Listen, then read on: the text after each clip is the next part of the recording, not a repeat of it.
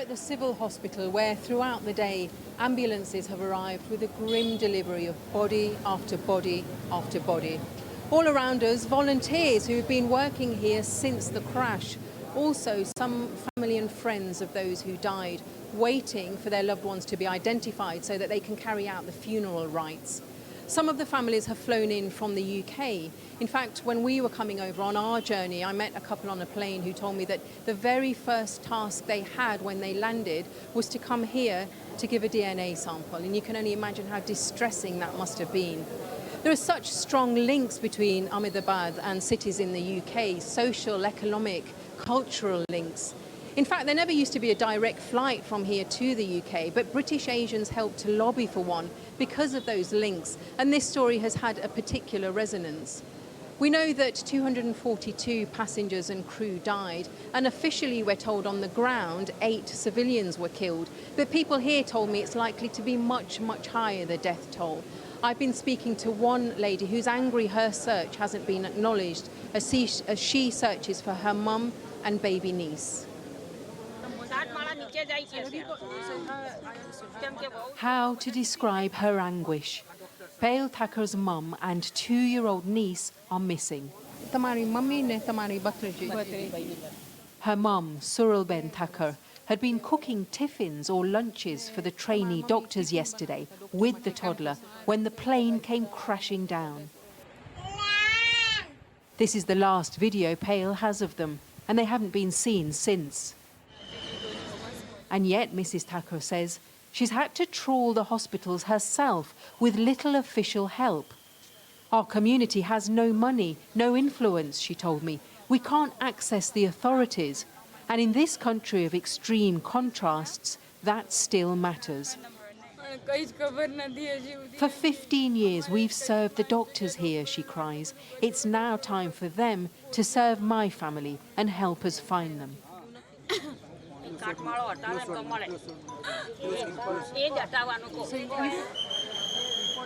Hour after hour after hour, ambulances arrive with their grim deliveries, the morgue overwhelmed.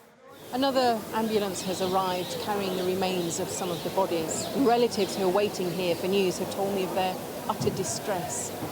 The dean of the college has revealed that 4 of the students here were killed when the plane crashed into their campus. Their bodies too having to be dealt with in this morgue, and staff having to identify some of their own amongst the hundreds of passengers who died. Many of the relatives here waiting for news have flown in from the UK. This city has close links with communities in London and across the Midlands, including Leicester. Tarukbhai Vora's niece, daughter and sister-in-law were all on the flight back home to London after a holiday here to celebrate a religious festival. Almost beyond belief, this one man somehow survived. Vishwas Kumar Ramesh from Leicester, today visited by the Indian Prime Minister Narendra Modi, still unable to understand how and why he walked away. He told reporters he couldn't make sense of it all.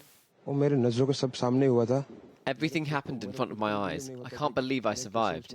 For some time I thought I was also going to die, but when I opened my eyes I realized I was alive, and I tried to unbuckle myself from the seat and escape. I saw the air hostess and others die right in front of me. The side of the plane I was on landed on the ground floor of the hostel. I don't know about the other part of the plane, but where I landed was on the ground. I could see that there was space outside the aircraft, but the door broke, so I tried to escape through a little space, and I did. On the opposite side of the plane was the building wall, so nobody could have escaped there. I don't know how I managed it. How can anyone make sense of what happened here? Across the road from the hospital, they tried to take some comfort in the evening arti, a prayer known as an offering of light in this darkest of times. Well, tributes have been paid to the Britons feared to have died in the crash. Let's get more from Ria Chatterjee. Different lives, different stories, that all ended in the same calamity. These are 15 of the British nationals who died on Air India Flight 171. Impromptu vigils are being held across the country. Messages popping up on WhatsApp threads with locations and times. People in Southall started ringing everyone to find out whether they had relatives who had lost their lives or whether they knew someone who they could help.